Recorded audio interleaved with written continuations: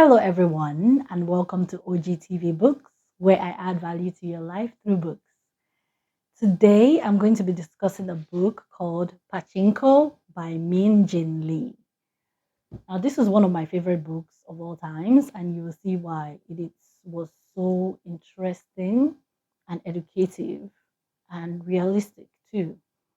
There will be some spoilers in this video, so please bear with me. If you like what you see or like what you hear, make sure you subscribe to my YouTube channel, OGTV Books. Let's jump right into it. So, this book has a lot of main characters. I would say about 7 of them. I will try to touch on each of them a little bit. So, please bear with me and you'll see why as I go through the video.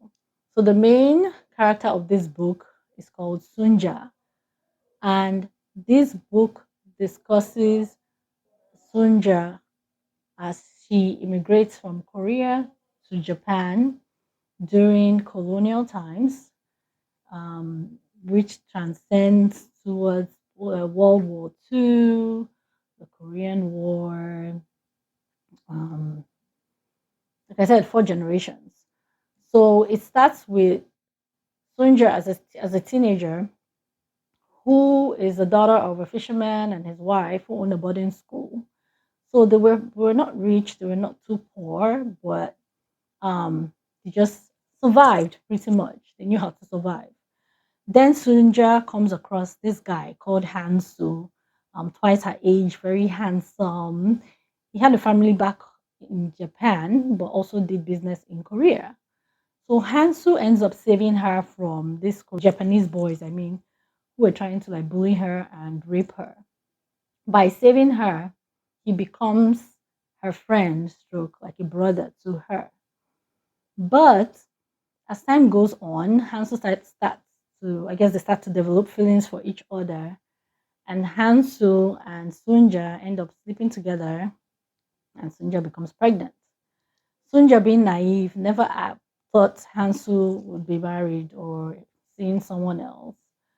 When she finds that out, of course, that's like a taboo back in the day to be pregnant and not be married.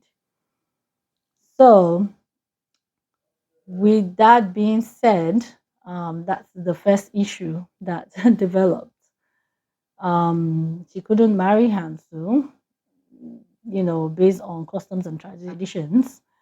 So, luckily for her, they end up having a guest at their house called Isaac, who stays at their boarding house and offers to marry her. If you read the book, there's more to it, but this was seen as an act of kindness and genuine kindness from Isaac, to be able to give the baby a name. That's how they put it in the book. So as I go on in this video, there will be lots of spoilers in my video, but please bear with me. Like I said, it is what it is. So I am going to compare the two acts of kindness, the first one given by Hansu and the second one given by Isaac. Hansu saves Sunja, right, from being raped, but eventually claims to be a brother to her. But brothers don't sleep with sisters, you know. But eventually they did sleep together and get pregnant. So to me, that felt very manipulative at that point because Hansu knew that Sunja was naive and used that to his advantage, being a businessman. He might have had true feelings for her, but I think lust overcame love in this context. In Isaac's case, Isaac listened and observed the situation. He might not have said having feelings for her, but he was willing to sacrifice his feelings, sacrifice his name, just to make sure that Sunja was taken care of and not shamed. And he did that from his heart. So to me, that was the true act of kindness because he didn't have to go all the way, but he even decided to. And that led to Sunja migrating to in Japan. The life lesson I would like to bring here is that whenever you are trying to show someone an act of kindness through cash or kind, make sure it genuinely comes from the heart. Do not do it to expect something in return. It's good if you do get a reward, recognize and all that. But always ask yourself, what impact will my action have on this person? And make sure you show genuine care. Do not try to fake it. It will not even be good for you health wise. So if you're giving someone, it could even be giving someone money or even just kindly opening a door for someone, helping someone across the street. Make sure you are doing it from the heart, not because you want to be seen and recognized and honored, publicly. Because at the end of the day, you will feel empty inside if you're not really doing it from the heart. Yes, all those you get all the honors, all the titles and all those things become temporary happiness when deep inside you do not feel healthy or you do not feel at ease. So it's always good, even if you do not have anything materialistically, you can give your time. People are talented in different ways. I choose to derive life lessons from books I read so that I can, touch someone's heart. If people can listen to my voice and be at peace and be at ease, that will make me happy. That's the goal of why I do these videos, so that you can learn and so that you can listen and you can be at ease, no matter how stressful your day has been.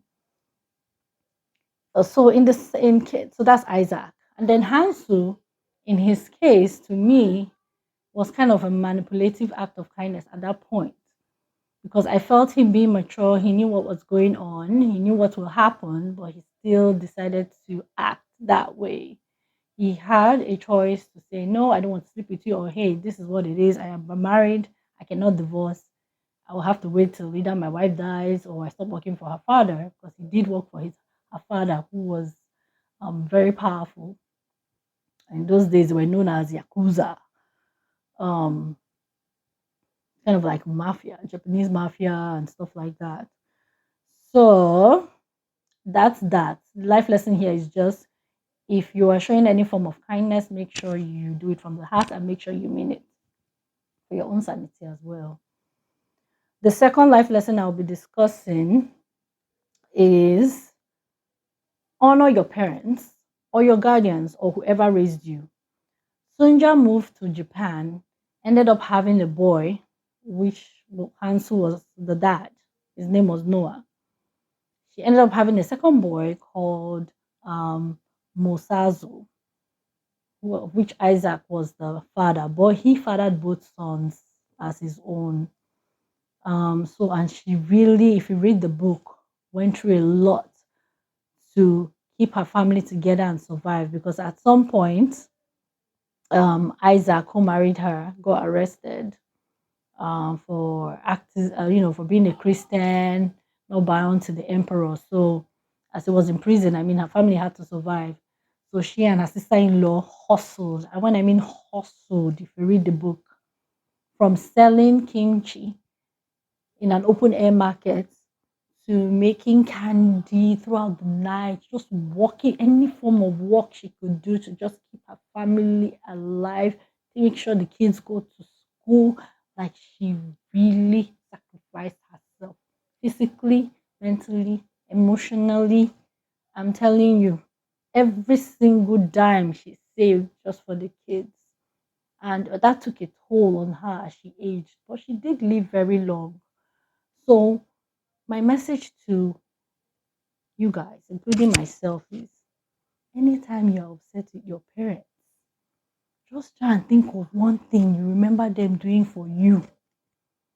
And I'm not saying don't be mad at them, yes, be mad, let it cool down, but just say a little prayer and say, thank God, thank you, Daddy, thank you, Mommy, for making that decision to have me and sacrificing a lot so that I can come and school, come and learn, come and be, live a better life.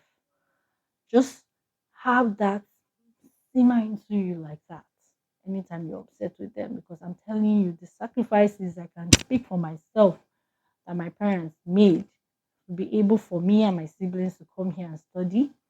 I will forever be grateful, because that paved a way for me to success, be it in my marital life, be it in my financial life, be it in my mental health, be it in my family, my work.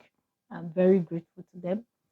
And I want to say thank you. I use this video to say thank you, Daddy. Thank you, Mommy, for making the sacrifice for me to come over here in the US. Um, the last life lesson I would mention is, make sure when people sacrifice for you, you try and think ahead, you try and plan so that you and people around you can thrive. Because there's no use you being successful and other than everyone around you is suffering when you can all succeed together, work together. It is always good to have communal wealth than individual wealth, in my opinion. That is how societies thrive. That is how people thrive, and you end up having better mental health. If you read the book, you will know what I mean. I can't go too deep into it because it's a very long book. But the life lessons I would end this video with are: honor your parents, your guardians, or whoever raised you. When you are showing acts of kindness, make sure you are sincere, and try and think ahead, plan your life, and live. Choose to live. All right, guys, I hope you enjoyed my video, and I'll see you next